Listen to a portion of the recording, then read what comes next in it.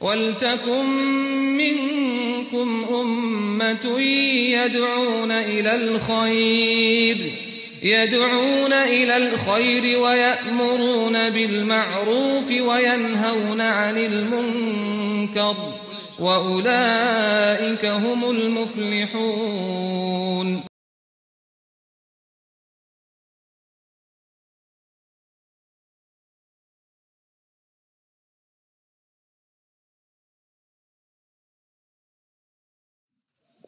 Assalamualaikum warahmatullahi wabarakatuh. Waalaikumsalam warahmatullahi wabarakatuh.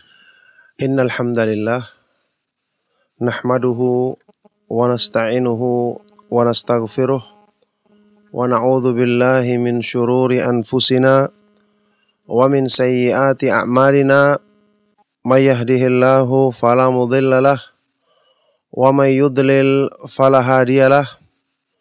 Wa asyhadu an la ilaha illallah wahdahu la syarika lah wa asyhadu anna Muhammadan abduhu wa rasuluh.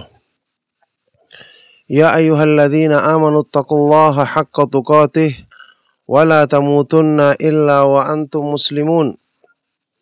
Ya ayyuhan nasu taqu rabbakumul ladzi khalaqakum min nafsin wahidah wa khalaqa minha zawjaha wa batha minhuma rijalan katsiran wa nisaa'a wattaqullaha alladzi tasaaluna bihi wal arham innallaha kana 'alaikum raqiba. Ya ayyuhalladzina amanu taqullaha wa qulu qawlan sadida yuslih lakum a'malakum wa yaghfir lakum dhunubakum wa may yuti'illaha wa rasulahu faqad faza fawzan 'azima. Amma ba'du fa inna asdaqal hadits kitabullah wa khairal hadi hadi Muhammadin sallallahu alaihi wa alihi wasallam wa syarrul umuri muhdatsatuha wa kullu muhdatsatin bid'ah wa kullu bid'atin dhalalah wa kullu dhalalatin finnar wa ba'du. Ma'asyiral muslimin, ma'asyiral ikhwa wal akhwat fid din, para pemerhati Radio Hang rahimakumullah.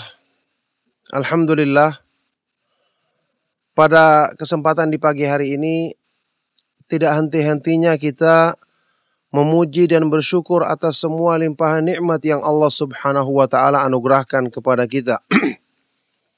Segala puji bagi Allah Subhanahu wa taala yang dengan segala nikmatnya lah sempurna kebaikan-kebaikan bagi hambanya.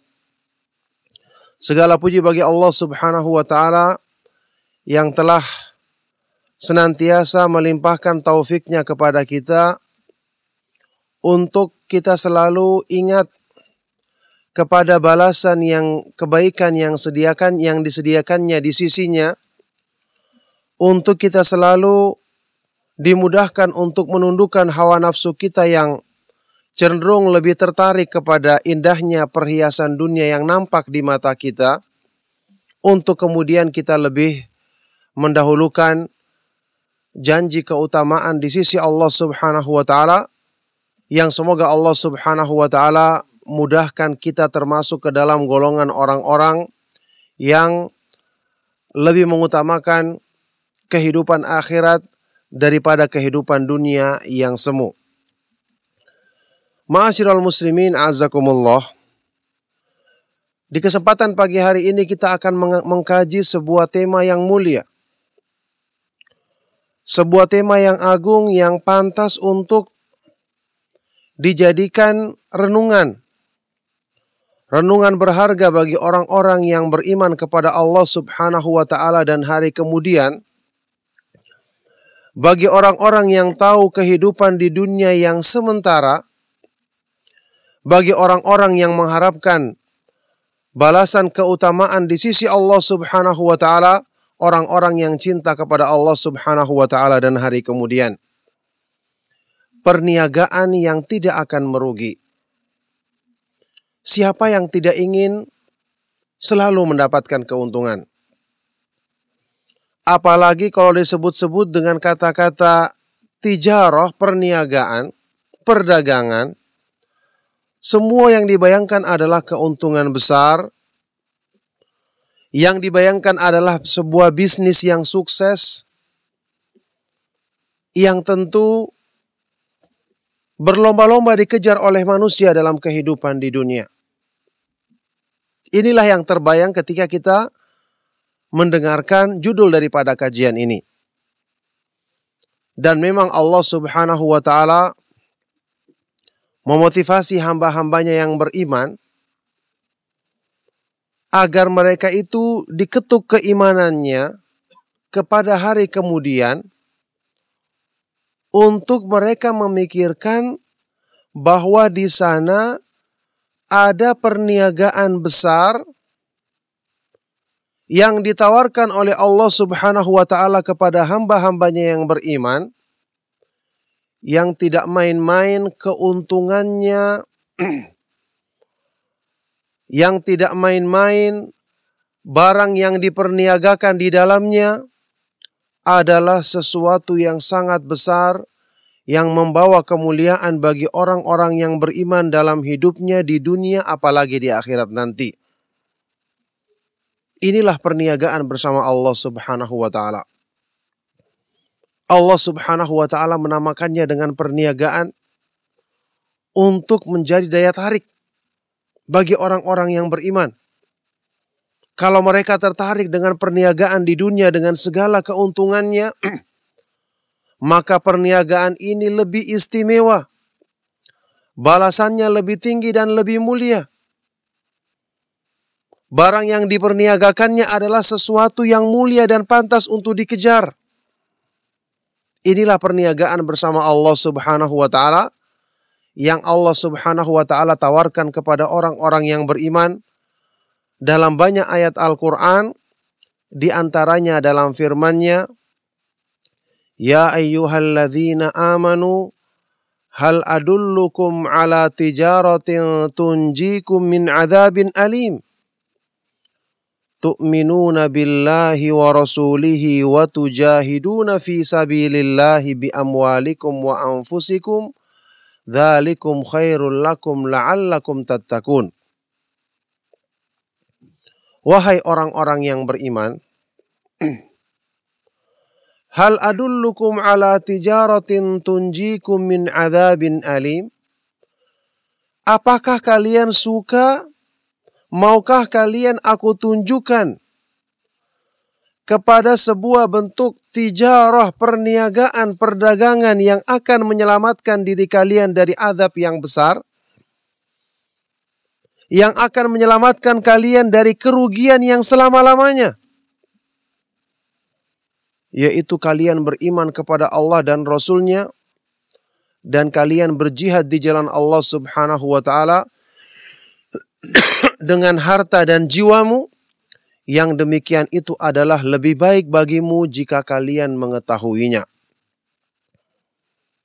Ini adalah tawaran dari Allah Subhanahu wa ta'ala untuk berniaga bersamanya.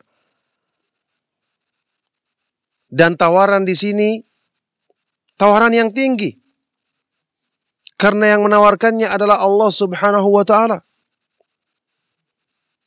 Dan barang yang diperniagakan padanya adalah sesuatu yang mulia, karena yang diperniagakan padanya adalah keuntungan besar yang menyelamatkan dari kerugian dan kebinasaan yang abadi selama-lamanya, yaitu masuk ke dalam sorga dan diselamatkan dari azab neraka, dari azab Allah Subhanahu wa ta'ala. Faman zuhziha 'anil nari wa udkhilal jannata faqad faz wa mal hayatud dunya illa mata'ul ghurur. Maka barang siapa yang dijauhkan dari azab neraka dan dimasukkan ke dalam sorga, maka sungguh dia telah beruntung dengan keuntungan yang besar. Dan tidak lain kehidupan dunia ini hanyalah merupakan kesenangan yang menipu. Kesenangan sementara yang menipu. Inilah tawaran perniagaan dari Allah Subhanahu wa ta'ala. Bukan cuma itu saja, ma'asyiral muslimin, para pemerhati radio Hang rahimakumullah. Bukan cuma sekedar tawaran dengan segala daya tariknya. Tetapi tawaran perniagaan bersama Allah tentu punya keistimewaan yang tidak dimiliki dalam perniagaan duniawi. Makanya tawaran ini pantas untuk dikejar oleh orang-orang yang beriman. Apalagi orang yang tahu nilai perdagangan dunia. Pantas untuk orang itu berusaha untuk ikut serta di dalamnya. Apa keistimewaannya perniagaan bersama Allah Subhanahu wa taala? Pertama, perniagaan bersama Allah Subhanahu wa taala tidak akan rugi dan pasti beruntungnya. Tidak akan rugi dan pasti beruntungnya. Karena Allah Subhanahu wa taala tidak akan mengecewakan hamba-hambanya yang berusaha untuk meraih kemuliaan di sisinya. Karena Allah Subhanahu wa taala telah berjanji. Rasulullah SAW bersabda dalam hadis sahih riwayat Imam Muslim, "Innallaha kataba kitabatan wa huwa indahu fawqal arsy, inna rahmati sabaqat ghadabi." Sesungguhnya Allah Subhanahu wa taala menulis sebuah kitab di sisinya di atas arsy-Nya, sungguh rahmatku mengalahkan kemurkaanku. Artinya sebab-sebab untuk Allah limpahkan rahmat dan kebaikan kepada manusia sangat terbuka lebar. Sedangkan sebab-sebab untuk kemurkaannya ini dipersempit. Meskipun Allah Subhanahu wa taala Maha mampu untuk memberlakukan apa saja kepada hamba-hambanya karena Dia Maha kuasa atas segala sesuatu, tapi karena luasnya rahmat dan kasih sayangnya, sehingga sebab-sebab untuk mendapatkan rahmatnya, untuk dimudahkan masuk ke dalam sorganya, untuk mendapatkan keuntungan dalam perniagaan bersamanya, ini sangat dibuka lebar. Sebab-sebab pengampunan dan kasih sayangnya sangat diberikan seluas-luasnya kepada manusia. Makanya keistimewaan yang pertama, perniagaan bersama Allah tidak akan merugi dan pasti beruntungnya. Coba perhatikan firman Allah Subhanahu wa taala dalam surat Fatir ayat 29 sampai ke 30. Innal ladzina yatluna kitaballahi wa aqamus salata wa anfaqu mimma razaqnahum sirran wa alaniyatan yarjuna tijaratan lan tabur liyuwaffiyahum ujurahum wa yazidahum min fadlih innahu ghafurun syakur. Sesungguhnya orang-orang yang yatlun, selalu membaca, mempelajari dan memahami kitabullah Al-Quran.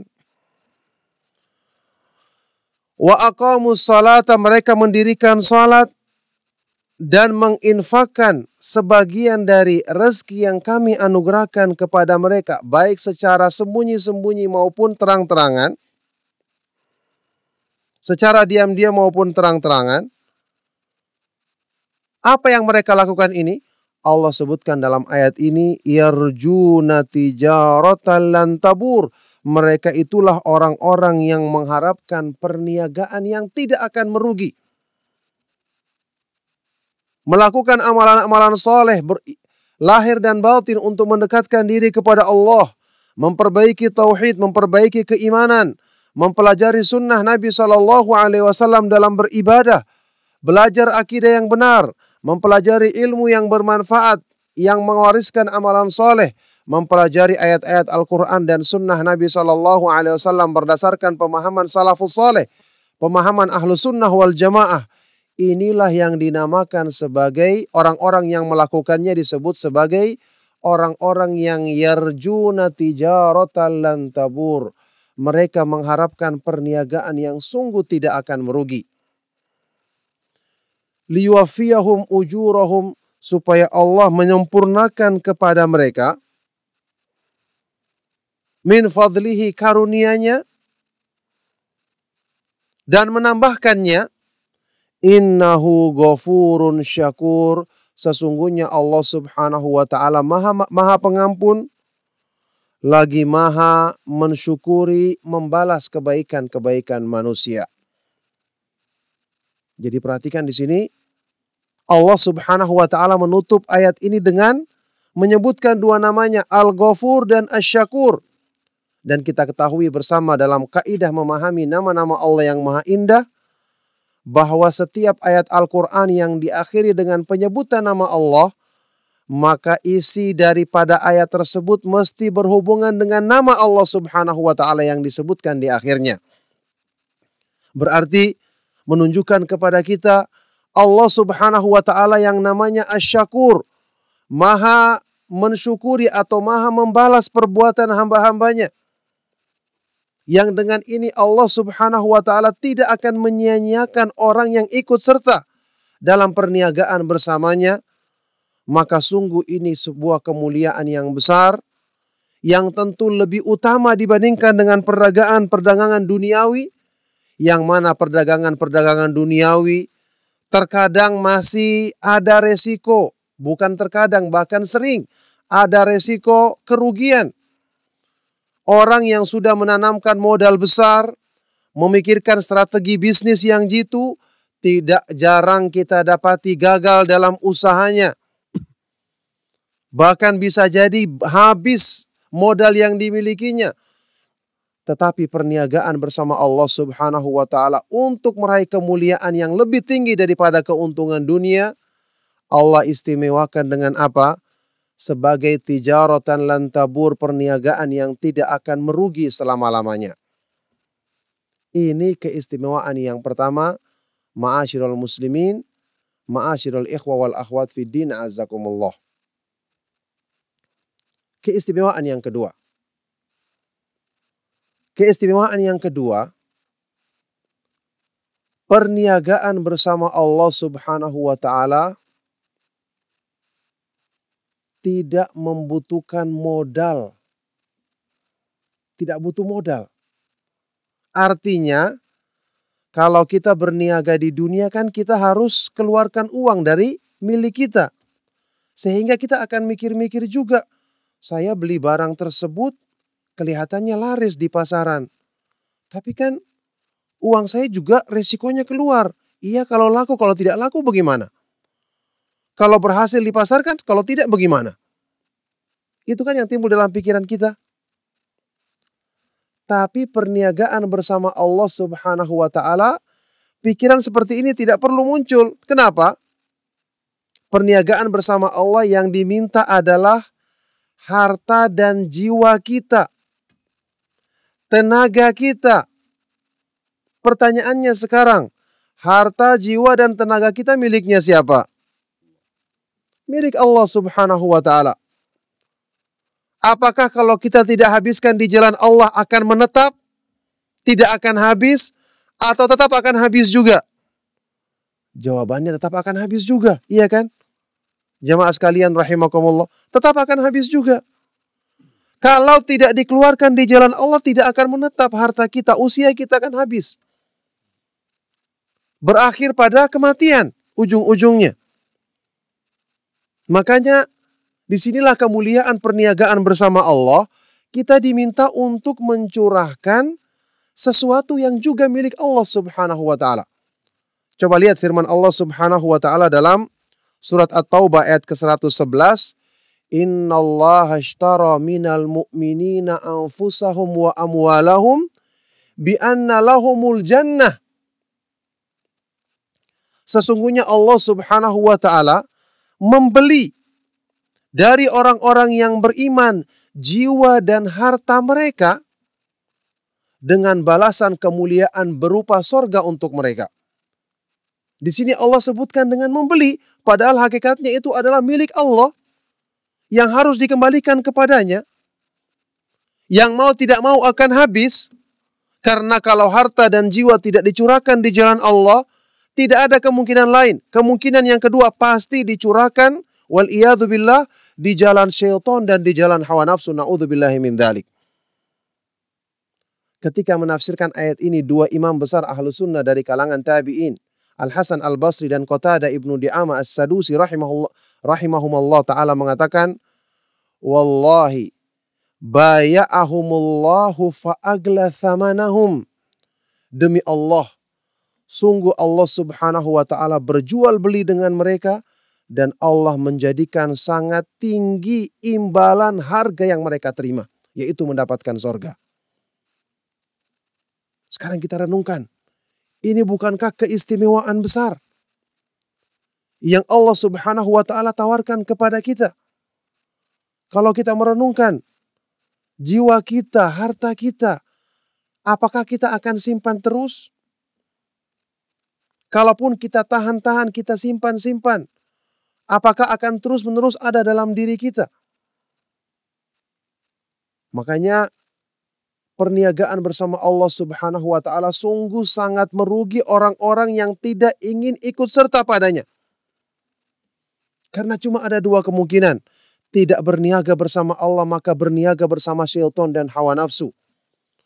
Rasulullah SAW bersabda dalam hadis riwayat yang sahih riwayat Imam Muslim, dan ini menjadi renungan bagi kita semua. Beliau bersabda, kullun nasi yagdu. Masing-masing manusia yagdu, berjalan, menjalankan kehidupan mereka. Dan nanti ujung-ujungnya cuma dua akhirnya. Cuma dua hasilnya.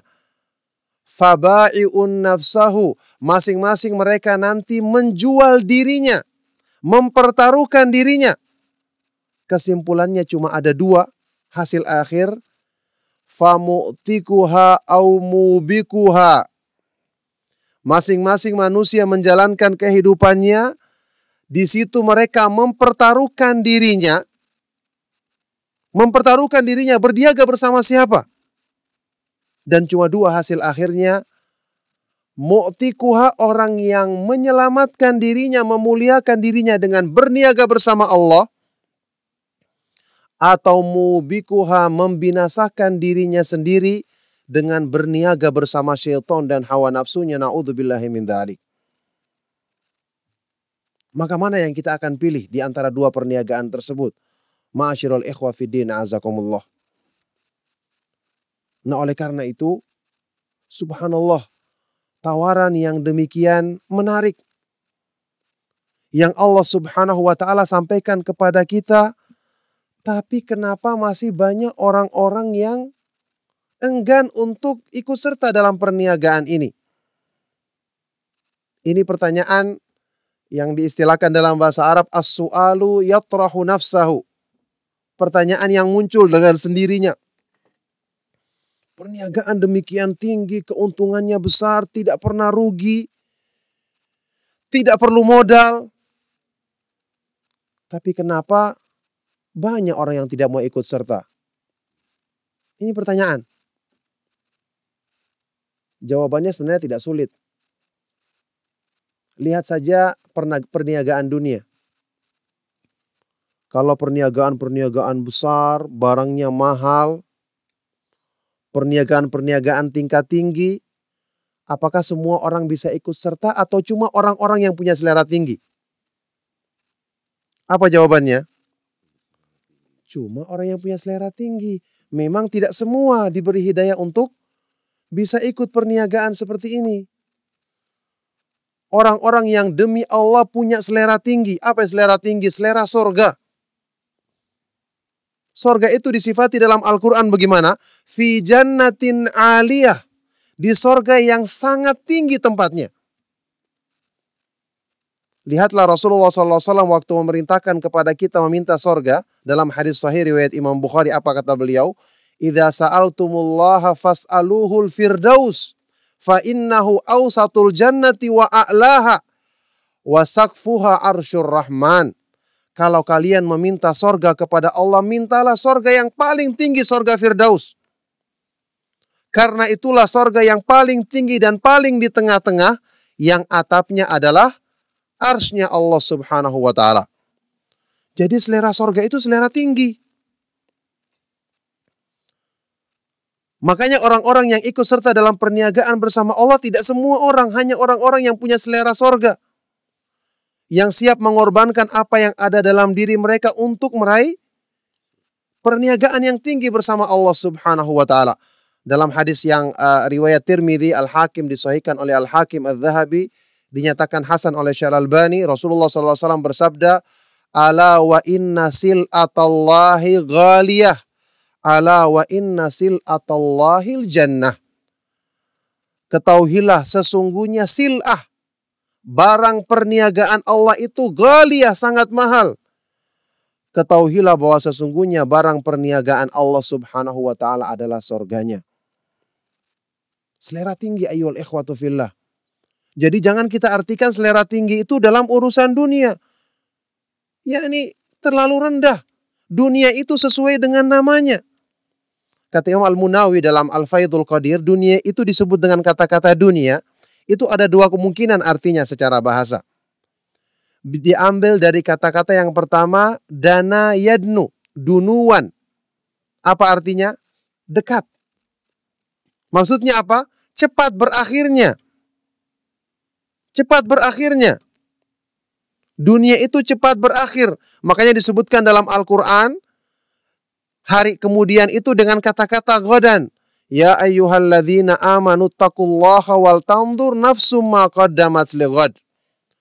Wahai orang-orang yang beriman, bertakwalah kalian kepada Allah dan hendaknya masing-masing jiwa melihat apa yang diusahakannya untuk besok.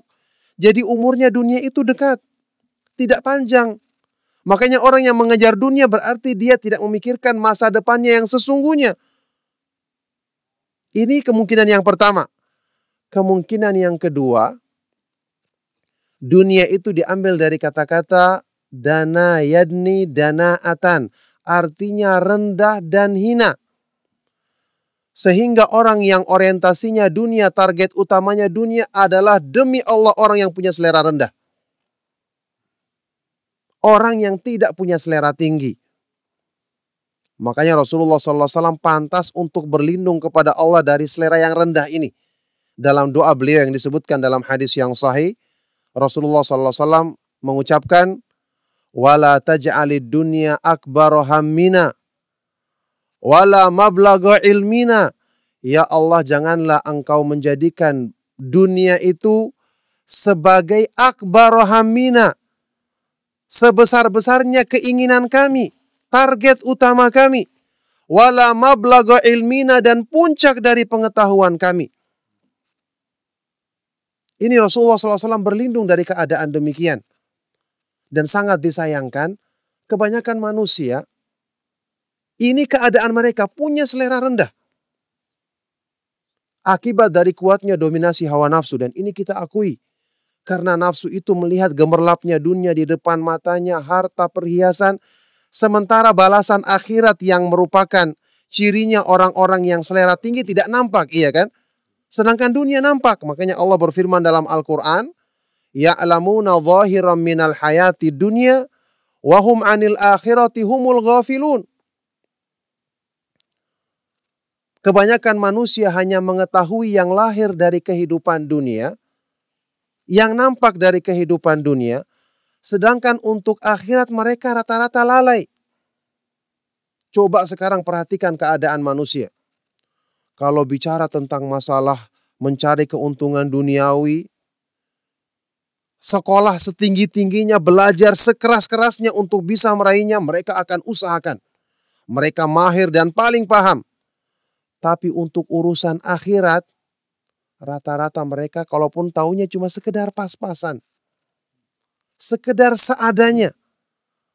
Kalau untuk urusan dunia harus dapat keuntungan yang sebesar-besarnya. Harus mendapatkan yang paling top di antaranya. Tapi untuk urusan agamanya, mereka hanya sekedarnya saja. Ini jelas menunjukkan kerendahan seleranya. Dan ma'asyiral muslimin rahimakumullah, banyak orang-orang yang tertipu dengan tipu daya syaitan terhadap dunia, sehingga mereka menjadikan seolah-olah dunia itu adalah sumber kenikmatan baginya. Sumber kenikmatan baginya. Mencari harta atau kedudukan yang dengan ini mereka berlomba-lomba untuk mengejarnya. Sekarang bagi orang-orang yang beriman, kita yakin tidak mungkin ada orang yang bisa berbahagia dengan memiliki dunia kalau dia tidak mengenal petunjuk Allah. Karena Allah Subhanahu wa taala enggan untuk membahagiakan dan memuliakan hidup orang-orang yang berpaling dari petunjuknya. Allah berfirman dalam Al-Qur'an, "Wa man a'rada an dzikri fa inna lahu ma'isyatan dhanka wa nahsyuruhu yaumal qiyamati a'ma."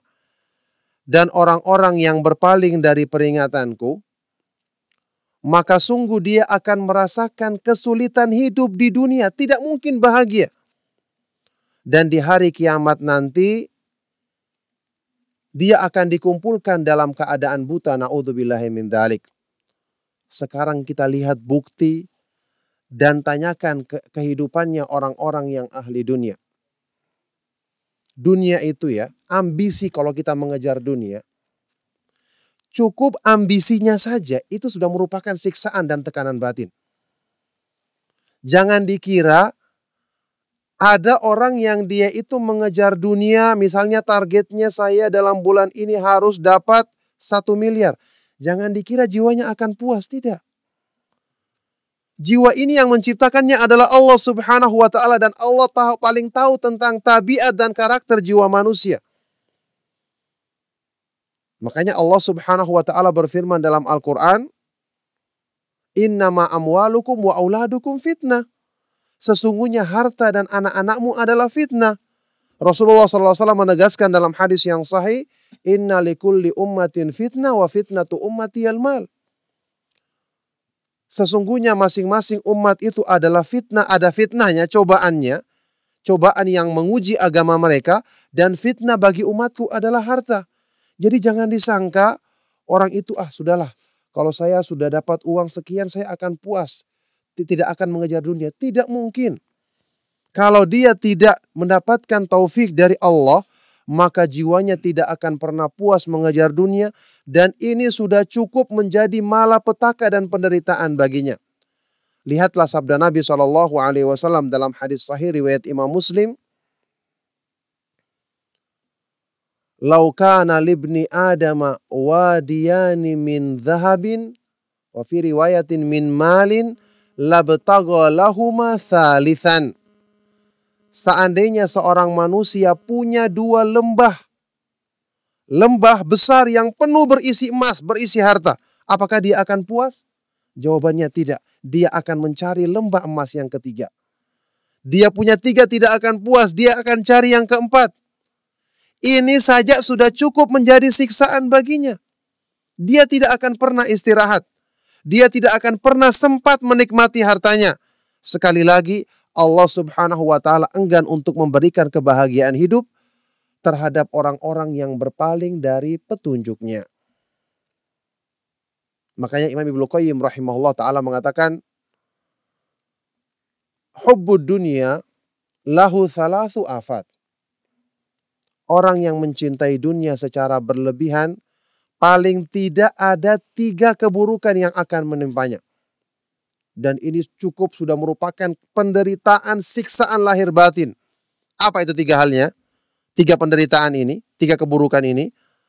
Pertama, hammun lazim. Kekalutan pikiran yang selalu ada dalam dirinya. Apa itu? Mikir bagaimana caranya nambah uang, nambah hartanya. Sudah dapat, bagaimana caranya menjaganya. Tidak sesuai target, pusing lagi. Bagaimana kok kemarin dapat target, sekarang tidak. Tidak pernah lepas. Dia akan tidak pernah akan dapatkan ketenangan. Yang kedua, ta'abun daim. Kepayahan, keletihan yang tidak pernah putus. Pikirannya capek, tenaganya juga terkuras. Karena tadi, nafsunya tidak akan pernah puas dan berhenti pada jumlah tertentu. Mesti akan cari. Maka dia tidak pernah akan lepas dari kepayahan dan keletihan pada tubuhnya. Dan yang ketiga, wahasratun la tanqadhi. Penyesalan yang tidak akan pernah ada akhirnya. Na'udzubillahi min dzalik. Bayangkan penderitaan apa ini yang lahir dan batin, tidak pernah berhenti pada dirinya. Ini baru di dunia. Bagaimana di akhirat nanti? Bukankah ini merupakan kerugian yang sungguh sangat mestinya dijauhi oleh orang-orang yang punya akal pikiran, apalagi punya keimanan dan memahami petunjuk Allah dan petunjuk Rasulnya Shallallahu Alaihi Wasallam. Tentu saja, ma'asyiral muslimin rahimakumullah, ma'asyiral ikhwa wal akhwat fiddin, para pendengar dan pemerhati Radio Hang, yang semoga Allah Subhanahu wa taala menjaganya dalam kebaikan dan menjaga orang-orang yang berperan serta dalam menyebarkan dakwah melalui radio yang agung ini. Tentu saja ketika kita membicarakan masalah dunia, kita akan ingat bahwa pembicaraan masalah dunia itu tidak berarti mencela orang-orang yang kaya atau punya kedudukan dunia pada asalnya. Tidak dicela dunia secara asal, harta tidak dicela secara asal. Sebagaimana orang yang tidak punya harta juga tidak dipuji secara asal. Dan para ulama,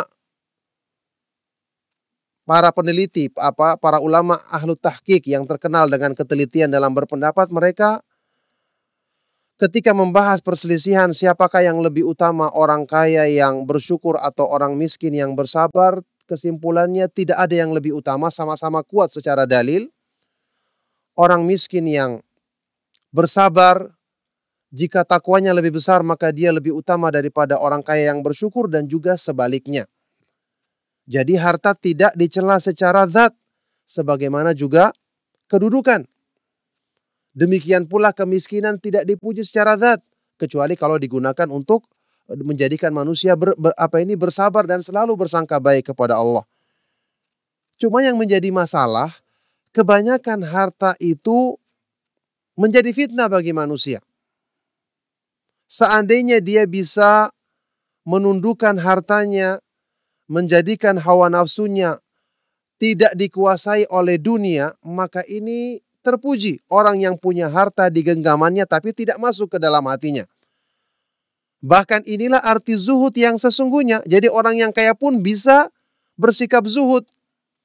Buktinya di antara para imam ahli zuhud, sebagian dari para nabi alaihi wassalatu wassalam, Nabi Sulaiman, Nabi Yusuf, sebagian dari para sahabat, yakni Uthman ibnu Affan, Abdurrahman ibnu Auf, adalah orang-orang yang sangat kaya. Sebagian dari para ulama ahlu sunnah dari kalangan tabi'in maupun setelahnya, seperti Abdullah ibnu Mubarak, adalah semua para pedagang besar. Tetapi apa? Mereka bisa bersikap zuhud meskipun punya harta. Makanya zuhud itu tidak harus miskin. Imam Ahmad bin Hanbal rahimahullah ta'ala, seperti dinukil oleh Imam Ibnu Rajab dalam kitabnya Jami'ul Ulumi wal Hikam, waktu beliau ditanya, ayyu syai'in az-zuhdu fid dunya, apakah artinya zuhud dalam kehidupan di dunia? Maka beliau mengatakan, qasrul amal. Qasrul amal dengan hamzah. Qasrul amal. Tidak panjang angan-angan dalam kehidupan dunia. Punya harta tapi hartanya tidak masuk ke dalam hati. Hartanya ditundukkan oleh dirinya. Bukan dirinya yang ditundukkan oleh hartanya. Qasrul amal. Man idza asbaha qala la umsi. Yaitu orang yang ketika dia berada di waktu pagi, dia mengatakan saya khawatir tidak akan mencapai waktu sore lagi. Inilah zuhud yang sesungguhnya. Yang dalam ungkapan lain salah seorang ulama salaf mengatakan, laisatiz zahadatu fid dunya bitadyi'il mal wala bitahlilil haram, wa innamaz zahadatu fid dunya ayyakuna bima fi yadillahi awthaku indaka mimma fi yadik. Bukanlah yang dikatakan zuhud dalam kehidupan dunia itu dengan membuang-buang harta, jadi harus miskin baru zuhud, tidak. Atau dengan menghalalkan yang haram. Tetapi yang namanya zuhud dalam kehidupan di dunia adalah dengan kamu menjadikan balasan yang ada di tangan Allah lebih kamu cintai, lebih kamu utamakan, kamu kejar dari apa yang ada di tanganmu berupa harta dan kedudukan duniawi. Inilah pengertian zuhud dalam kehidupan di dunia. Jadi tadi maksudnya orang-orang yang memiliki harta duniawi tentu sangat bisa untuk ikut serta dalam perniagaan bersama Allah Subhanahu wa taala, dan itulah bukti kezuhudannya. Inilah bukti bahwa dia memiliki selera yang tinggi. Cuman ingat, memiliki harta karena harta itu fitnah, maka kita harus hati-hati. Selalu mengoreksi diri, ingat kita punya hawa nafsu. Yang hawa nafsu ini disepakati semua orang yang mengenal agama, seperti kata Ibnu Qayyim rahimahullah ta'ala, hiyal qati'atu bainal abdi wa bainal wusuli ila Rabb, penghalang utama bagi hamba untuk meraih keridhaan Allah Subhanahu wa taala. Makanya di sini perlu kita berjuang menundukkan hawa nafsu kita. Perlu perjuangan untuk bisa meraih selera yang tinggi. Saya ibaratkan tadi, kalau perdagangan yang kelas tinggi di dunia, itu bukan cuma modal besar yang dibutuhkan. Kita harus mencarinya karena harta-harta yang tinggi itu sulit didapatkan. Ini untuk urusan dunia. Apalagi untuk perniagaan yang tinggi bersama Allah Subhanahu wa taala. Seorang penyair mengatakan, wa kullil murajji ma'aliyal umuri bighairi ijtihadin rajautal muhala. Katakanlah kepada orang-orang yang mengharapkan ma'aliyal umuri, perkara-perkara yang tinggi, kedudukan-kedudukan yang tinggi, atau dengan bahasa ringkasnya, katakanlah kepada orang-orang yang punya selera tinggi, bighairi ijtihadin rajautal muhala, tanpa kesungguhan, tanpa perjuangan, berarti Anda mengharapkan sesuatu yang mustahil untuk dilakukan. Jadi berjuang, menundukkan hawa nafsu, menundukkan kecintaan yang berlebihan terhadap dunia. Ibnu Qayyim rahimahullah ta'ala mengatakan, man tamihat nafsuhu lil umuril aliyati fawajaba alaihi ayyashudda ala mahabbati turukid daniyati.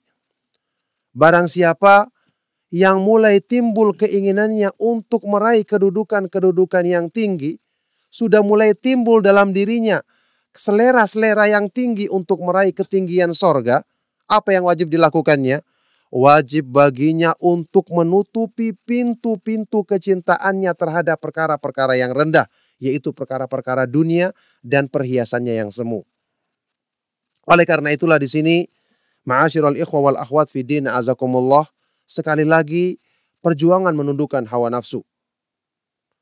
Sekali lagi selalu kita ingat balasan keutamaan di sisi Allah Subhanahu wa taala. Demi Allah tidak ada kebahagiaan bagi orang yang beriman kecuali kebahagiaan di akhirat. La aisha illa aisyal akhirah. Tidak ada kehidupan yang sesungguhnya kecuali kehidupan di akhirat nanti. Sewaktu Imam Ahmad bin Hanbal rahimahullah ta'ala ditanya, mata yastarihul mu'min, kapankah orang yang beriman akan beristirahat? Baru dia akan merasakan kenikmatan yang sesungguhnya. Maka beliau mengatakan, idza hatta ihda qadamaihi fil jannah, ketika dia sudah menapakkan salah satu dari kedua kakinya di sorga, baru dia akan beristirahat. Sebelumnya Ibnu Mas'ud radhiyallahu taala anhu pernah mengatakan, la rahata li mu'minin duna liqa'i rabbih. Tidak ada waktu istirahat yang sesungguhnya bagi orang yang beriman sampai dia bertemu dengan Allah Subhanahu wa taala. Maka inilah keindahan yang sesungguhnya, yang oleh karena itu kita berjuang di dunia, bersungguh-sungguh menundukkan hawa nafsu kita, bersungguh-sungguh bersabar menghadapi godaan-godaan duniawi yang memang berusaha dihiasi keburukannya oleh syaitan, ditampakkan indah. Afaman zuyyina lahu su'u amalihi fara'ahu hasanan. Apakah orang-orang yang dihiasi keburukan amalannya sehingga dianggapnya baik? Ini kita bersabar menundukkan hawa nafsu kita dalam menghadapi semua ini, dan sungguh kesungguhan kita, perjuangan kita, besarnya mujahadah kita dalam menundukkan hawa nafsu, inilah yang akan menentukan hidayah yang Allah Subhanahu wa taala akan berikan kepada kita sesuai janji Allah dalam firman-Nya, walladzina jahadu fina lanahdiyannahum subulana wa innallaha lama'al muhsinin. Dan orang-orang yang bersungguh-sungguh di jalan kami, berjuang menundukkan hawa nafsunya di jalan kami, mereka itulah orang-orang yang kami akan berikan hidayah untuk bisa menempuh jalan-jalan kami. Dan sungguh Allah Subhanahu wa Ta'ala bersama orang-orang yang selalu berbuat kebaikan. Ketika menafsirkan ayat ini, Imam Ibnu Qayyim rahimahullah ta'ala mengatakan, Allaqa subhanahul hidayata bil jihadi fa akmalun nasi hidayatan a'zamuhum jihadan. Dalam ayat ini Allah menggandengkan hidayah petunjuk darinya tergantung dari apa? Tergantung dari perjuangan kesungguhan manusia menundukkan hawa nafsunya. Fa akmalun nasi hidayatan, maka orang yang paling sempurna mendapatkan hidayah dan petunjuk dari Allah, siapa dia? Dialah orang yang a'dhamuhum jihadan, paling besar, paling sungguh-sungguh dalam menundukkan hawa nafsunya di jalan Allah Subhanahu wa Ta'ala.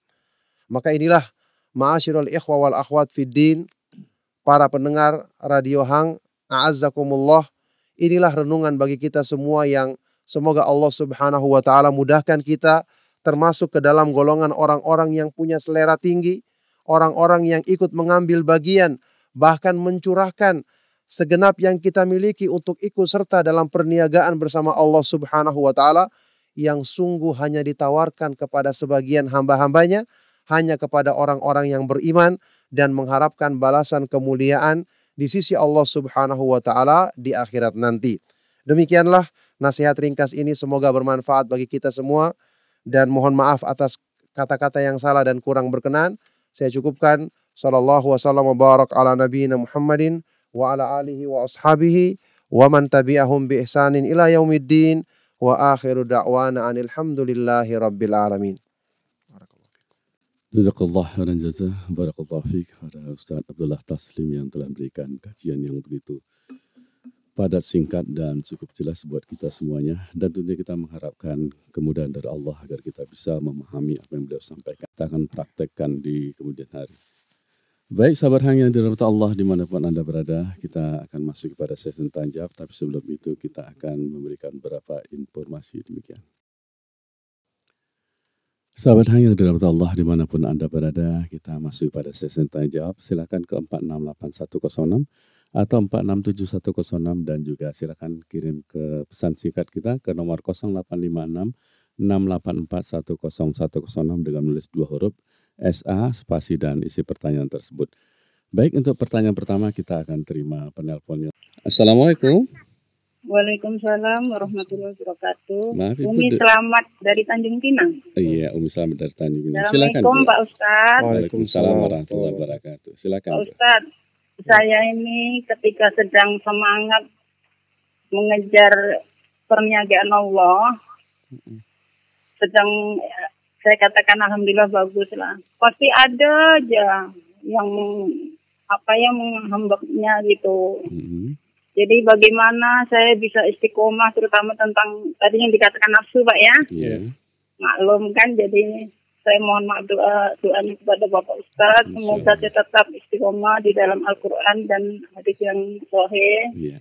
Semoga Allah mengabulkan doa itu Pak, karena saya memang ingin sekali. Syukron, jazakallahu khairan. Wassalamualaikum warahmatullahi wabarakatuh. Waalaikumsalam warahmatullahi wabarakatuh. Tafadhal Ustaz. Ya, barakallahu fiik. Semoga Allah Subhanahu wa Ta'ala senantiasa memudahkan kebaikan bagi ibu ini dan kita semua.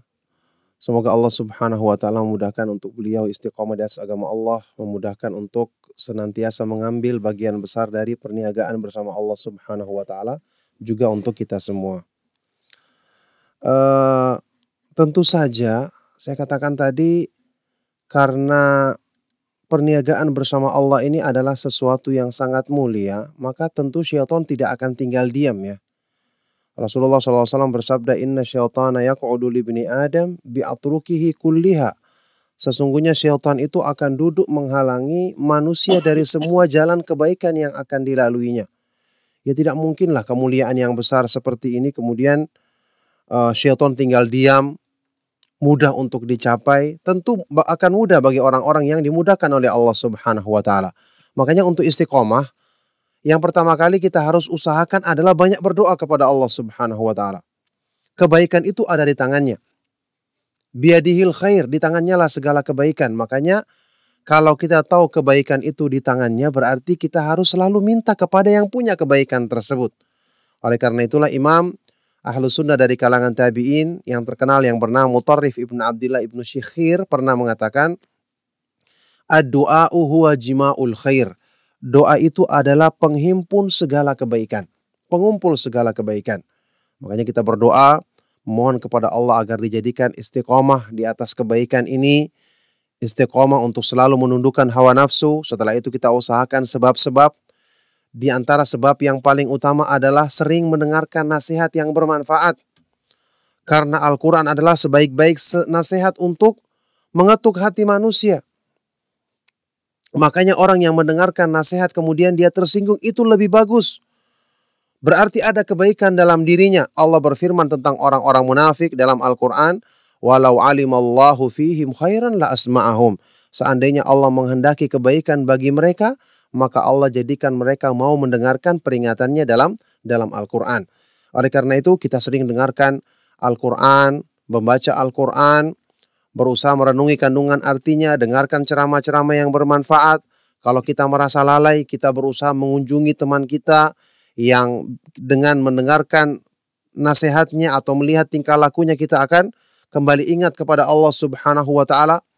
Banyak meminta nasihat kepada orang lain, kemudian banyak bergaul dengan orang-orang yang soleh, termasuk di sini menghadiri majelis-majelis ilmu, karena majelis-majelis pengajian itu yang hadir, pengajian Ahlus Sunnah yang berdasarkan pemahaman yang benar, tentu akan dihadiri oleh orang-orang yang baik.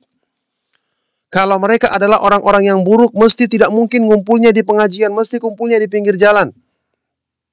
Makanya disinilah kita akan temukan orang-orang yang mungkin kita lemah, kita akan kuat dengan melihat tingkah laku mereka, bergaul dengan mereka. Sebagaimana Nabi SAW mengisyaratkan ada orang-orang yang seperti ini dalam sebuah hadis yang hasan riwayat Ibnu Majah. Inna minan nasi nasan mafatihul lil khairi maghalikul syarr. Sesungguhnya di antara manusia ada orang-orang yang keberadaannya sebagai pembuka pintu-pintu kebaikan dan penutup pintu-pintu keburukan. Artinya kita berada di sekitarnya, mendengar nasihatnya, melihat tingkah lakunya, ini akan memberikan pengaruh kebaikan untuk kita semua. Semoga Allah Subhanahu wa Ta'ala mudahkan semua sebab-sebab ini untuk ibu dan untuk kita semua. Nah. Amin. Jazakallah khairan. Berhubungan dengan pertanyaan tadi juga, Ustaz, sudah menjawab dari pertanyaan Bapak Afri di dapur 12. Dan sekalian pertanyaan yaitu bagaimana mensikapi rasa syukur terhadap rezeki yang didapat, Ustaz? Ya. Bagaimana mensikapi rasa syukur atas rezeki yang kita dapatkan? Imam Ibnu Qayyim rahimahullah ta'ala dalam kitabnya Al-Wabilus Sayyib menyebutkan syukur itu ditunaikan dengan 3 hal. I'tirafu biha batinan, mengakuinya, menisbatkan nikmat tersebut kepada Allah dalam batin, dalam hati kita.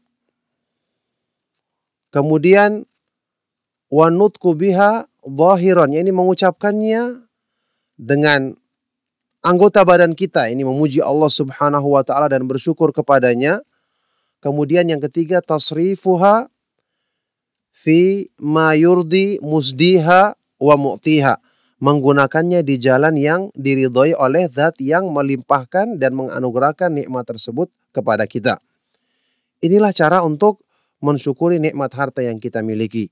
Jadi senantiasa kita selalu menisbatkan harta tersebut kepada Allah Subhanahu wa Ta'ala. Ini bukan cuma nikmat harta saja, termasuk nikmat kita mengenal kebaikan, bisa menjalankan ketaatan, kita harus nisbatkan kepada Allah, bukan karena kemampuan diri kita.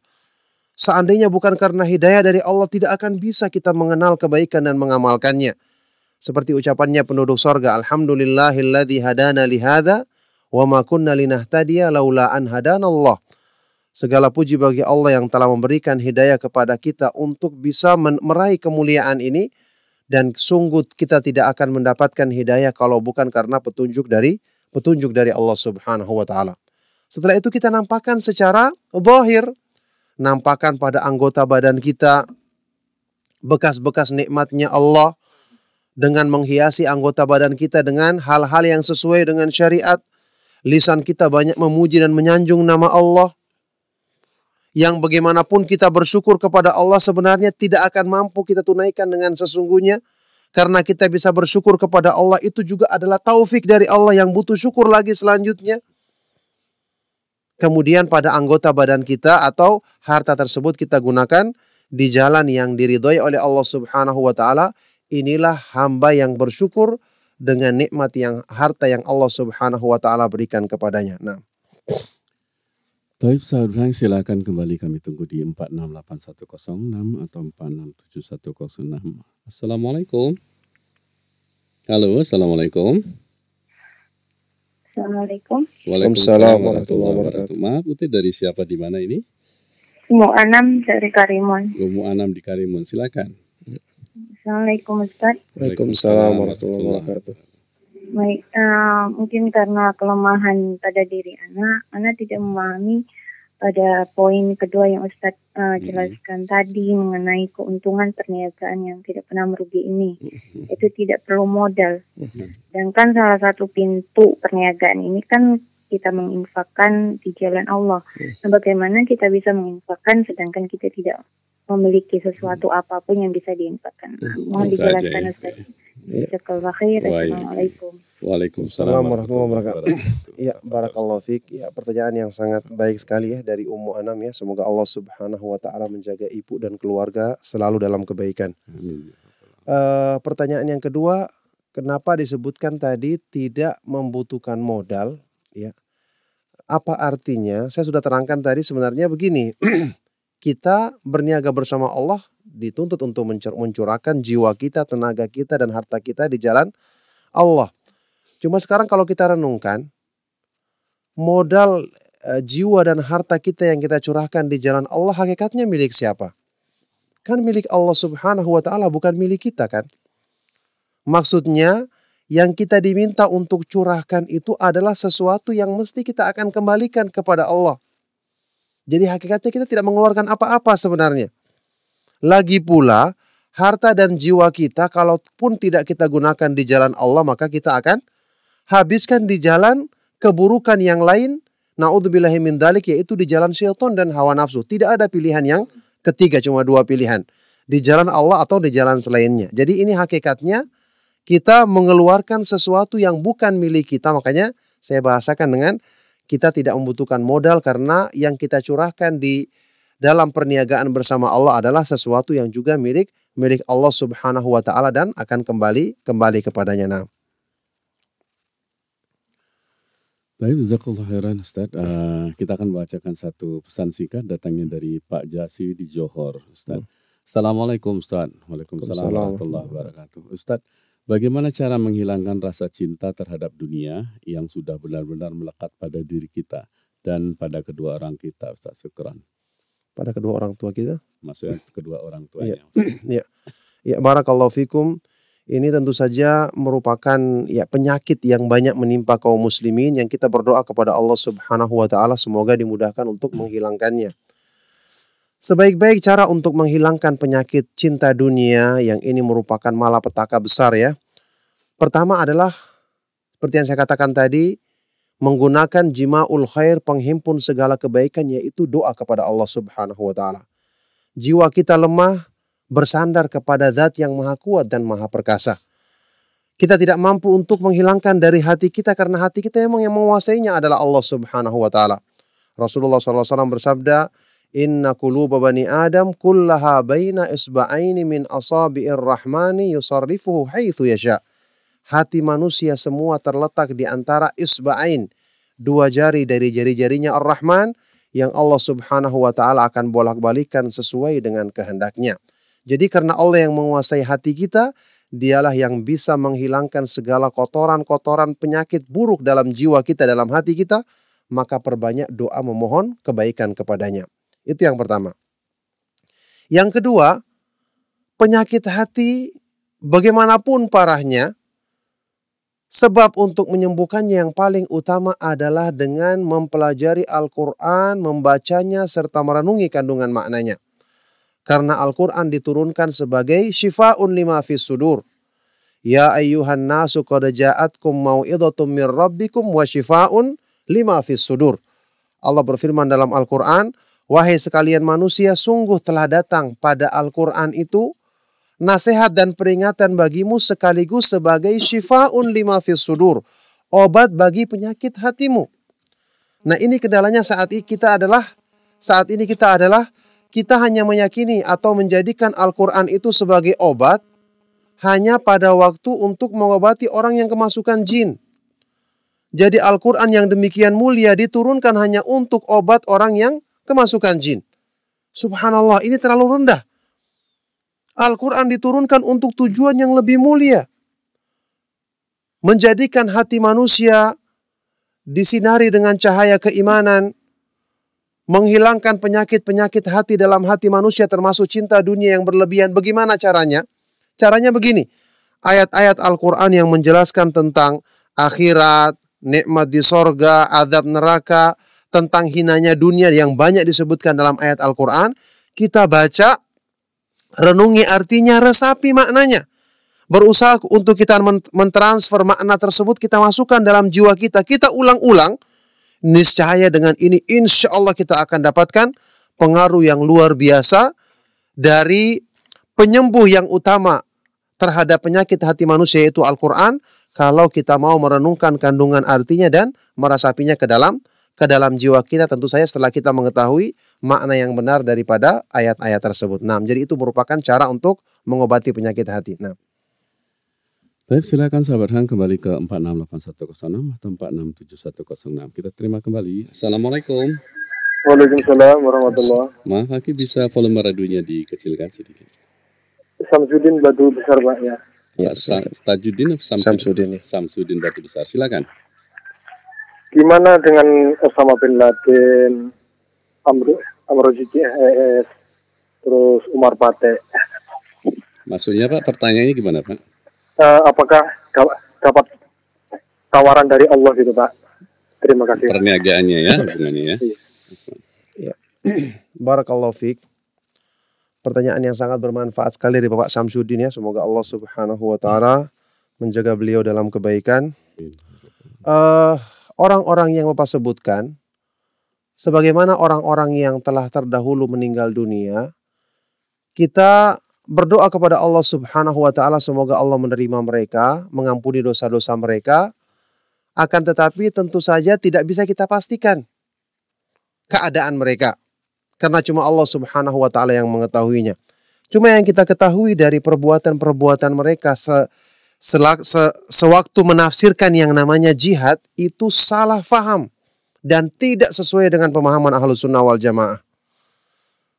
Usama bin Laden, semoga Allah Subhanahu wa taala mengampuni beliau dosa-dosa beliau, itu punya pemikiran mengkafirkan kaum muslimin. Mengkafirkan kaum muslimin, dan ini penyakit yang parah. Ini merupakan penyimpangan yang sangat menyimpang jauh dari akidah Ahlus Sunnah wal Jamaah yang meyakini kaum muslimin itu meskipun berbuat dosa besar tapi mereka tidak kafir meskipun kita katakan imannya tidak sempurna. Yang dengan itu berarti tidak boleh ditumpahkan darahnya. Maka peristiwa pemboman yang dilakukan di Indonesia mengorbankan banyak nyawa orang yang tidak berdosa, ini demi Allah bukan termasuk jihad. Tidak ada jihad yang mengorbankan nyawanya kaum muslimin. Belum lagi yang berhubungan dengan memberontak terhadap pemerintah. Bahkan membunuh orang kafir yang punya perjanjian damai dengan kaum muslimin, ini hukumnya dosa besar. Dalam Sahih Bukhari Rasulullah SAW bersabda, "Man qatala mu'ahadan lam yaruh raihatal jannah." Barang siapa yang qatala, membunuh seorang kafir yang punya perjanjian dengan negeri kaum muslimin, maka dia tidak akan mencium bau sorga. Ini kita hukumi perbuatannya, kita katakan bukan termasuk jihad, dan bukan ini jihad yang diajarkan oleh para ulama Ahlus Sunnah wal Jamaah berdasarkan dalil-dalil Al-Quran dan hadis-hadis yang sahih. Cuman kita katakan orang yang melakukannya, kalaupun itu dia berbuat salah, semoga Allah mengampuni dosanya, semoga Allah Subhanahu wa taala merahmati mereka, tetapi tentu perbuatannya tidak boleh kita ikuti karena ini merupakan kesalahan, menghilangkan nyawa, padahal nyawanya satu kaum muslimin itu lebih berharga di sisi Allah Subhanahu wa taala daripada dunia seisinya. Apalagi harta yang nyawa yang demikian banyak. Nyawa yang demikian banyak dikorbankan. Dengan alasan apapun tidak bisa diterima kenyataan seperti ini. belum lagi yang berhubungan dengan dosa besar, menyimpang dari akidah Ahlus Sunnah wal Jamaah, membuat ketakutan, tidak tenang hidupnya orang-orang yang beriman, tidak tenang untuk bisa menjalankan agamanya. Belum lagi dengan sebab ini akan menjadikan orang-orang yang berpegang teguh dengan sunnah sehingga dituduh teroris. Ini merupakan keburukan. Orang-orang yang berpegang teguh dengan sunnah sampai ditampilkan yang berjenggot, padahal ini sunnah, yang pakai cadar misalnya menutupi wajahnya, yang tidak punya pemikiran seperti ini juga tertuduh. Belum lagi berhubungan dengan memberontak kepada pemerintah. Yang ini kita tentu sudah sering dibahas ya di radio ini tentang bagaimana sikap yang benar dari pemahaman Ahlus Sunnah wal Jamaah dalam menyikapi pemerintah. Maka apa yang Bapak tanyakan tadi, apa adalah orang-orang yang melakukan perbuatan seperti tadi, demi Allah itu bukan termasuk jihad di jalan Allah Subhanahu wa taala dan bukan termasuk berniaga bersama Allah, meskipun orang-orang yang melakukannya kita katakan semoga Allah mengampuni dan merahmati mereka. Nah. Jazakallah khairan. Silakan sahabat Hang kembali ke 46710 atau 46810. Assalamualaikum. Halo. Iya, assalamualaikum. Waalaikumsalam. Saya Cik Raden lah dari Singapura. Cik siapa? Cik Raden. Cik Raden dari Singapura. Saya nak tanya dengan Cik Ustaz kita, Pak Ustaz lah. Iya, silakan. Ini saya nak tanya Ustaz. Iya, silakan Pak.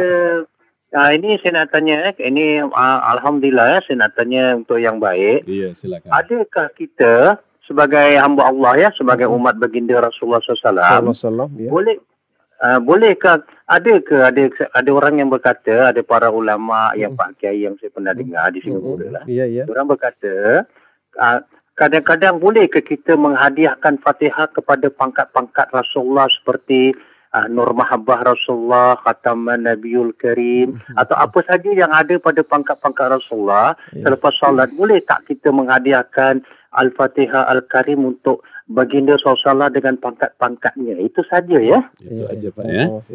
Ya baik. Assalamualaikum ya. Waalaikumsalam warahmatullahi wabarakatuh. Ya, semoga Allah Subhanahu wa taala senantiasa menjaga Pak Raden dalam kebaikan ya. Dan semoga menambah semangat beliau untuk lebih semangat mempelajari sunnah Nabi SAW yang merupakan bukti kecintaan kita kepada baginda Nabi SAW. Pertanyaan tadi, menghadiahkan pahala Al-Fatihah untuk kemuliaan kedudukan Rasulullah SAW. Ini perbuatan yang tidak pernah dicontohkan oleh generasi terbaik umat ini Pak, yaitu para sahabat Nabi SAW. Makanya Abu Bakar As-Siddiq tidak pernah menghadiahkan Al-Fatihah kepada Nabi SAW. Padahal Abu Bakar As-Siddiq adalah orang yang paling sempurna imannya setelah para Nabi dan para Rasul. Umar Ibn Khattab tidak pernah. Ali bin Abi Thalib tidak pernah ada riwayatnya. Bahkan lebih daripada itu Pak, para ulama ahli madhab setelah mereka, Imam Syafi'i, Imam Malik, Abu Hanifah, Imam Ahmad, tidak pernah dinukil mereka menghadiahkan yang namanya Al-Fatihah dan selanjutnya kepada Rasulullah SAW. Kalau bukan mereka ulama besar ini dan para sahabat panutan kita, terus siapa yang kita akan jadikan sebagai panutan? Makanya ibadah itu harus ada ketentuannya dalam Islam, ikhlas dan sesuai dengan petunjuk Nabi SAW. Rasulullah SAW bersabda, "Man amila amalan laisa alaihi amruna fahuwa raddun." Barang siapa yang mengamalkan satu amalan yang tidak ada contohnya dari kami, maka amalan tersebut tertolak.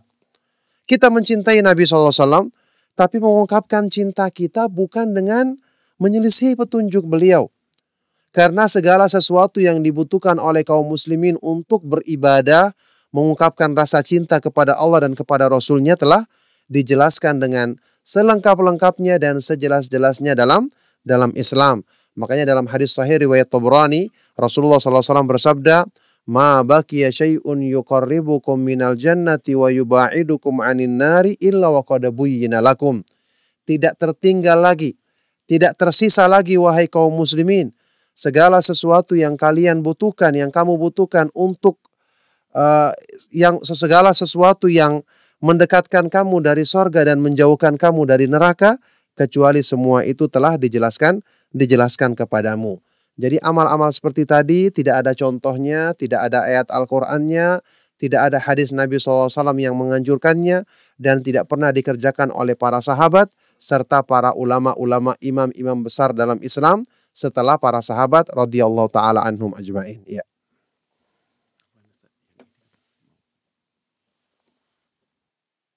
Iya, iya. Sahabat yang dirahmati Allah dimanapun Anda berada, silakan kami tunggu lagi ke 468106 atau 467106.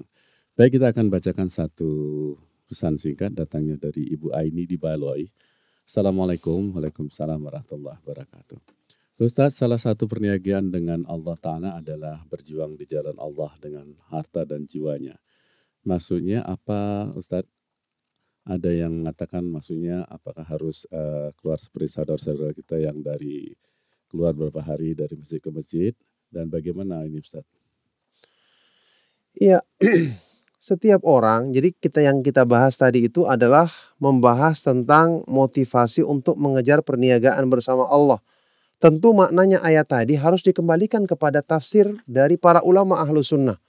Tidak kita temukan satu tafsir pun yang mengatakan ada keluar 3 hari atau 40 hari, ini termasuk ajaran yang tidak bersumber dari petunjuk Allah dan petunjuk Rasulnya Shallallahu Alaihi Wasallam.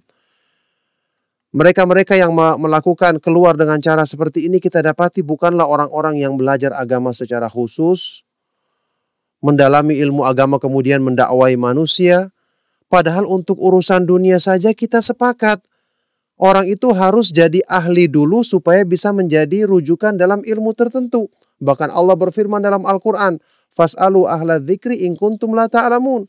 Bertanyalah kepada ahli ilmu tentang satu masalah kalau kamu tidak mengetahuinya. Jadi tidak bisa dikatakan keluar mengajak manusia kalau dia sendiri tidak belajar. Apakah kita mau misalnya berobat kepada seorang yang tidak pernah belajar kedokteran? Tidak mau kita kan? Padahal untuk penyakit dunia. Nah, kenapa untuk penyakit akhirat kita bermudah-mudah belajar kepada semua orang atau memposisikan diri sebagai pendakwa padahal dia belum mendalami ilmu agama? Padahal untuk urusan agama kalau sakit dia datang ke dokter, bahkan dokter spesialis. Allah memperbaiki mobilnya dia datang ke dealer khusus, tukang bengkel khusus minimal. Kenapa untuk urusan-urusan agama dia harus mencari yang ahli, untuk urusan-urusan dunia dia sibuk mencari mengatasinya dengan datang kepada ahlinya, tapi untuk urusan dunia dia tidak berusaha untuk menjadikan dirinya ahli supaya menjadi rujukan dalam agama. Makanya Allah Subhanahu wa taala berfirman tentang dakwah yang dibawa oleh Nabi SAW dalam surat Yusuf dalam firman-Nya, "Qul hadhihi sabili ad'u ilallahi ala basiratin ana wa manittaba'ani." Katakanlah, inilah jalanku. Jalannya Rasulullah sallallahu alaihi wasallam. Ad'u ilallah, aku mengajak manusia ke jalan Allah, berdakwah di jalan Allah. Dengan syarat apa? Ala basiratin, di atas basirah, yaitu di atas ilmu yang mendalam. Ala ilmin wa tahaqquqin, di atas ilmu dan pendalaman ilmu, keyakinan ilmu. Ala ilmin wa yakinin wa tahaqquqin, di atas ilmu, keyakinan dan kebenaran ilmu. Ana wa manittaba'ani, ini dilakukan olehku dan orang-orang yang mengikutiku. Makanya dakwah yang tidak dilandasi dengan ilmu, tidak belajar terlebih dahulu, ini bukan termasuk mengajak manusia ke jalan Allah sesuai dengan jalan yang ditempuh oleh Nabi kita, Nabi Muhammad SAW. Dan ini menunjukkan bahwa itu bukan termasuk berniaga bersama Allah, tapi ini termasuk jalan-jalan yang menyimpang dari petunjuk Allah dan petunjuk Rasulnya SAW. Nah. Baik, silakan sahabat kembali ke 468106 atau 467106. Kami tunggu di online telepon tersebut. Assalamualaikum. Waalaikumsalam warahmatullahi wabarakatuh. Iya Pak, dari siapa di mana Pak? Saya Abdul Rahim dari Singapura Pak. Silakan Pak. Assalamualaikum Pak Ustaz. Waalaikumsalam warahmatullahi wabarakatuh Pak. Silakan Pak. Saya pahami menderma darah bukan sunnah Nabi, tapi apa hukumnya Pak? Sekiranya darah yang saya dermakan tu dibagi pada orang non-Muslim dan dia bermaksiat ataupun dengan izin Allah dia beriman Pak. Ya, saya mohon penjelasannya. Assalamualaikum warahmatullahi wabarakatuh. Waalaikumsalam warahmatullahi wabarakatuh. Iya, kalau kita ketahui itu digunakan untuk orang non-muslim, yang kita ketahui orang-orang yang akan menggunakannya ini adalah orang-orang yang banyak berbuat maksiat, menyimpang dari petunjuk Allah Subhanahu wa taala, maka ya tidak kita dermakan kepada mereka. Kita dermakan kepada orang-orang muslim dalam rangka menolong saudara kita karena mengharapkan pahala di sisi Allah Subhanahu wa taala. Rasulullah SAW bersabda, "Man naffasa an mu'minin kurbatan min kurabi dunya, naffasallahu anhu kurbatan min kurabi yaumil qiyamah." Barang siapa yang meringankan dari seorang mukmin satu kesulitan dunia, maka Allah akan meringankan baginya satu kesulitan dari kesulitan-kesulitan hari kiamat. Kalau orang mukmin jelas kita bantu. Kalau kita mampu kita berikan donor darah untuk mereka. Adapun orang kafir, seperti tadi keadaannya, kalau dia pelaku maksiat yang kita tahu jelas untuk orang seperti itu, maka jangan kita kasih. Kecuali kalau kita mengharapkan untuk misalnya menampakkan kebaikan Islam, untuk kita ta'lif ya, menjinakkan hatinya, maka ini perkaranya lain lagi dalam tujuan untuk menarik dia agar masuk ke dalam Islam. Ini diperbolehkan untuk melakukan kebaikan-kebaikan seperti itu. Nah. Barakallahu fiik. Silakan kembali sahabat Hang yang dirahmati Allah dimanapun Anda berada. Kita masih ada lebih kurang 15 menit ke depan. Kami akan menerima pertanyaan. Assalamualaikum. Halo. Assalamualaikum. Waalaikumsalam warahmatullahi wabarakatuh. Maaf Pak, dari siapa di mana Pak? Anak Pak Sani dari Singapura. Pak Sani dari Singapura. Ya, silakan Pak. Ya. Assalamualaikum Ustaz. Waalaikumsalam warahmatullahi wabarakatuh. Ya, Ana mau bertanya, insya Allah mudah-mudahan kita akan sampai menyambut Ramadan yang akan tiba, insya Allah. Nah, ya, insya Allah. Amin. Ya, dalam kita ingin menyambut ini, banyak sekali sebelum Ramadan atau cara seperti berinfak, bersedekah, beramal. Tetapi yang apa saya lihat, kebanyakannya menyimpang. Kebanyakannya jauh dari petunjuk sunnah. Jadi para penerima pengamal itu apakah ia memanfaatkan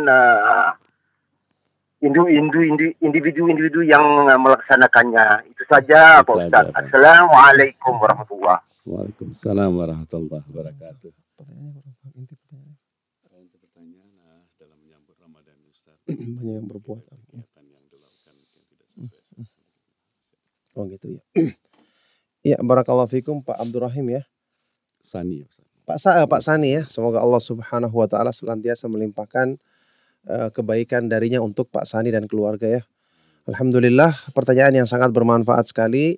Pak Sani melihat banyak kaum muslimin yang semoga Allah Subhanahu wa taala memberikan hidayahnya kepada mereka melakukan hal-hal yang tidak sesuai dengan petunjuk Allah dan petunjuk Rasulnya Shallallahu alaihi wasallam. Maka sangat disayangkan tentu saja amal-amal yang tidak bersumber dengan dalil seperti ini kalau diniatkan sebagai ibadah maka ditolak. Ditolak di sisi Allah Subhanahu wa taala, tidak diterima, bahkan diancam dengan ancaman yang besar. Diancam dengan ancaman yang besar. Karena Rasulullah Shallallahu alaihi wasallam bersabda, "Fa inna kulla muhdatsatin bid'ah wa kulla bid'atin dhalalah wa kulla dhalalatin finnar." Semua perkara yang diada-adakan dalam agama adalah bid'ah, dan bid'ah adalah sesat, dan sesat itu diancam dengan neraka. Makanya agar kita tidak sia-sia dalam beramal, hendaknya kita melakukan persiapan yang baik untuk menyambut Ramadan. Cukup banyak amalan-amalan yang disyariatkan, kenapa kita harus mencari amal-amal yang tidak disyariatkan? Kita mengaku sebagai umatnya Rasulullah SAW yang berarti kita akui beliau sebagai adalah utusan Allah. Ini konsekuensinya berarti kita tahu, kita menetapkan bahwa yang paling tahu cara mendekatkan diri kepada Allah, mewujudkan cinta kepada Allah adalah Rasulullah SAW. Makanya kita cuma mencontoh beliau. Seandainya ada kebaikan dalam Islam, maka mesti Rasulullah SAW terlebih dahulu yang mengucapkannya atau mencontohkannya kepada kita. Dan kita cukup dengan itu supaya dengan ini kita menjadi sebagai umatnya Rasulullah SAW yang sebenarnya. Maka ini yang merupakan nasihat, dan insya Allah nanti mungkin akan kajian juga tentang persiapan menyambut Ramadan ya. Semua apa ini yang dalam salah satu kajian nanti yang kita akan adakan dalam rangkaian daurah ini. Semoga nanti Pak Sani juga bisa mendengarkannya dan kaum muslimin yang lainnya untuk mengambil faedah dari daurah kita ini. Demikian. Baik, silakan sahabat Hang, kami akan menerima kembali penelpon. Assalamualaikum. Waalaikumsalam warahmatullahi. Maaf Pak, dari siapa di mana Pak? Saya Mak Sofian daripada Pasir Gudang. Di Pasir Gudang. Silakan Pak. Okey, saya nak mohon penjelasan tentang solat. Iya, silakan. Apakah kanak-kanak yang berumur sekitar 7 tahun ke atas tidak boleh solat di saf barisan pertama dengan orang-orang yang tua? Kerana di Johor, kanak-kanak yang berumur sebegitu kena solat di belakang. Adakah ini cara yang diajarkan oleh sunnah Nabi Muhammad SAW ataupun sebaliknya? Dan adakah kanak-kanak itu kalau sekiranya dia sudah berkatan, dia juga tidak boleh campur dengan saf yang barisan pertama? Itu saja Ustaz. Assalamualaikum warahmatullahi wabarakatuh. 7 tahun ya? Iya. Iya. Barakallahu fiik. Ini pertanyaan yang sangat bermanfaat sekali dari Pak siapa tadi? Pak Ahmad Sofyan ya. Semoga Allah Subhanahu wa taala selalu memberkati beliau dan keluarga. Pertanyaan anak yang berumur 7 tahun ketika salat berjamaah di masjid. Kita ketahui bersama Rasulullah SAW memerintahkan kepada kita untuk mulai membiasakan ibadah, apalagi sholat kepada anak-anak kita sejak usia belum balik. Bahkan 7 tahun ditegaskan dalam nas ya. Rasulullah SAW bersabda, "Muru auladakum bis salati wa hum abna'u sab'in wadribuhum 'alaiha wa hum abna'u ashrin." Perintahkanlah anak-anakmu untuk melaksanakan sholat ketika mereka berumur 7 tahun dan pukullah mereka kalau meninggalkan sholat waktu berumur 10 tahun. Perintah sholat di sini tentu saja bagi laki-laki ya mulai dibiasakan sholat berjamaah anak laki-laki. Dengan syarat tentu saja dia tidak mengganggu. Tidak menjadikan terusiknya orang-orang yang sholat di masjid terganggu kekhusyuan mereka karena ribut atau lari ke sana kemari bermain-main di masjid. Bahkan disebutkan dalam beberapa hadis yang sahih, Rasulullah SAW sendiri membawa cucu beliau ke masjid dengan syarat tidak mengganggu orang-orang yang sedang sholat. Maka dari sini, anak-anak tersebut selama dia melaksanakan sholat ya, dengan berwudu dan tidak ada hal-hal yang najis padanya atau yang lainnya, maka dia dibolehkan untuk sholat di saf terdepan. Cuman tidak boleh persis di belakang imam ya. Karena Rasulullah SAW memerintahkan yang di belakang imam itu, kata beliau SAW, liyaliyani minkum ulil ahlami wan nuha. Ulul ahlami wan nuha. Orang yang berdiri di belakangku, yang di belakangnya Rasulullah SAW itu adalah orang-orang yang berakal dan punya ilmu. Karena nanti dia akan menegur imam atau mengganti imam jika terjadi sesuatu yang mengharuskan imam keluar dari sholatnya, misalnya batal wudunya atau yang lain. Makanya di saf depan kalau agak di samping ya diperbolehkan. Khususnya kalau dia datang di luar sama orang tuanya, misalnya orang tuanya rajin sehingga dia di depan, ya tidak berhak orang lain untuk menjadikannya di belakang. Jadi tidak diharuskan atau tidak ada ketentuan khusus anak kecil itu harus dibentuk saf tersendiri. Diharuskan seperti itu, meskipun kalau mungkin mereka ribut ya nggak apa-apa dijadikan sendiri karena mereka ribut. Tapi kalau anak itu tenang, sudah bisa tidak mengganggu orang yang sholat, maka diperbolehkan dia sholat di samping bapaknya, misalnya di saf depan, asal tidak langsung di bagian yang dekat atau di belakang imam, karena ini tempat yang khusus untuk orang-orang yang bisa menggantikan imam atau menegur imam jika imam melakukan kesalahan. Baik sahabat Hang, kita akan bacakan atau pertanyaan dari Australia Ustaz. Dari kajian Ummahat di Australia. Assalamualaikum warahmatullahi wabarakatuh. Waalaikumsalam warahmatullahi wabarakatuh. Barakallahu fiikum Ustaz. Ustaz, apa boleh kita memberikan bantuan makanan untuk buka puasa di suatu masjid yang mana di sana digunakan untuk ahli bid'ah di dalam masjid tersebut Ustaz? Demikian Ustaz, bagaimana hukumnya? Ya. Barakallahu fiik, semoga Allah Subhanahu wa taala menjaga anti yang ada di sana dalam kebaikan dan menjadikan kajian ummahat yang diadakan di sana selalu diberkahi dan dimudahkan kebaikan oleh Allah Subhanahu wa taala. Amin ya rabbal alamin. Ya, memberikan bantuan makanan untuk berbuka puasa tentu ditujukan kepada semua muslim ya. Secara hukum asalnya selama dia berpuasa, dan kita ketahui kaum muslimin yang lurus pemahamannya dia akan berpuasa dengan ya mungkin kita sedikit ada kekurangan pada puasanya, tapi yang jelas tidak sampai batal puasanya. Secara umum kaum muslimin meskipun dia punya bid'ah, maka keutamaan yang disebutkan dalam hadis Nabi SAW, yakni man fattara sha'iman kana lahu min mithlu ajrihi ghairu annahu la yanqusu min ajri shaimi syai'an. Barang siapa yang memberikan makanan berbuka puasa bagi orang yang berpuasa, maka dia akan dapatkan ya pahala yang seperti orang yang berpuasa tanpa mengurangi sedikit pun dari pahalanya. Ini berlaku bagi mereka-mereka yang juga masih bergelimang dalam bid'ah. Khususnya kalau kita ketahui kebanyakan kaum muslimin itu berbuat bid'ah karena kejahilan, kebodohan. Maka termasuk keutamaan ini dapat, meskipun kalau seandainya kita berikan kepada orang yang puasanya sesuai dengan sunnah, ya ini jelas lebih besar keutamaan pahalanya, tapi tidak menghalangi kita juga untuk, apalagi tujuannya mendekati mereka, untuk kita bisa lebih mudah memasukkan dakwah kebenaran kepada mereka, maka ini merupakan perbuatan yang sangat baik sekali dan insya Allah mendapatkan keutamaan yang disebutkan dalam hadis yang saya sebutkan tadi. Baik, sahabat Hang, kita masih ada beberapa menit ke depan. Kita akan menerima penelpon. Assalamualaikum. Waalaikumsalam. Maaf, itu dari siapa? Umur Rahmat di Kijang. Umur Rahmat di Kijang, silakan. Assalamualaikum Ustaz. Waalaikumsalam warahmatullahi wabarakatuh. Silakan.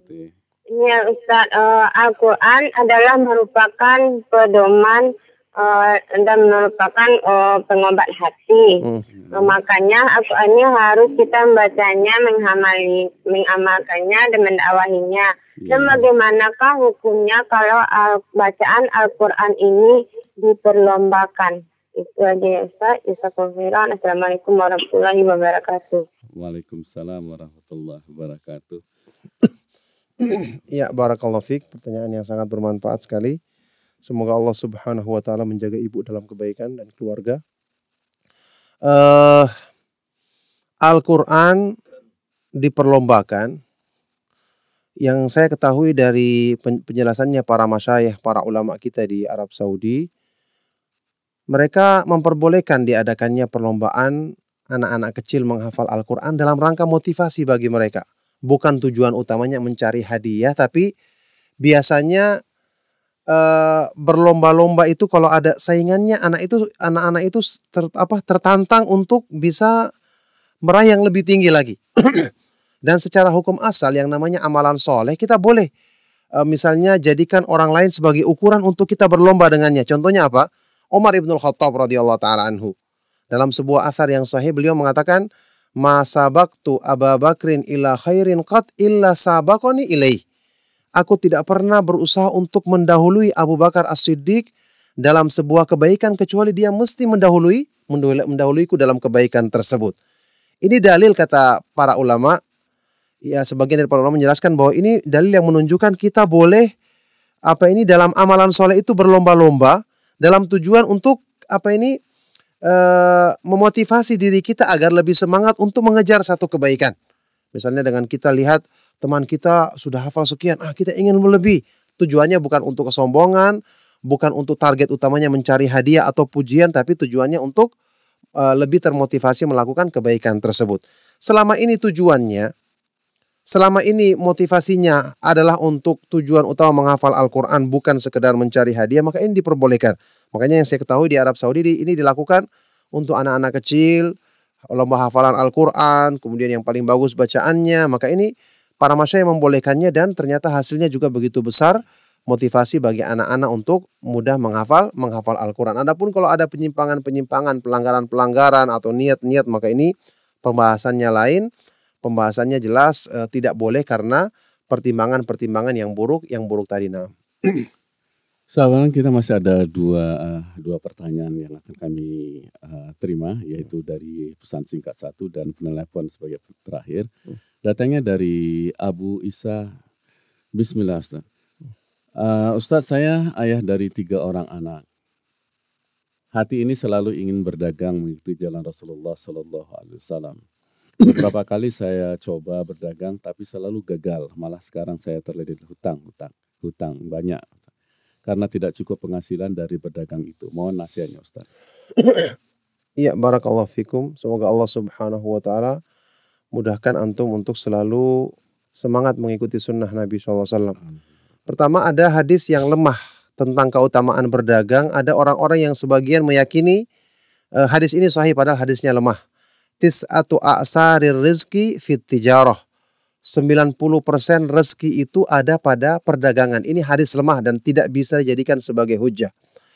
Adapun hadis yang sahih secara umum tentang keutamaan atau anjuran berdagang itu ada hadisnya sahih. Disebutkan dalam kitab silsilah hadis sahihah bahwa perdagangan itu atau mencari penghasilan melalui perdagangan itu adalah disukai oleh Nabi SAW dan para sahabat. Jadi ada hadisnya sahih yang disahihkan oleh Syekh Al-Albani dalam silsilah hadis sahihah. Maka kita berdagang ini bagus, ada dicintai oleh Nabi SAW, menunjukkan ini adalah perkara yang bukan sekedar mubah biasa, tapi ada anjurannya tersendiri. Adapun pertanyaan antum di sini, berdagang selalu rugi. Maka pertama, ini adalah cobaan.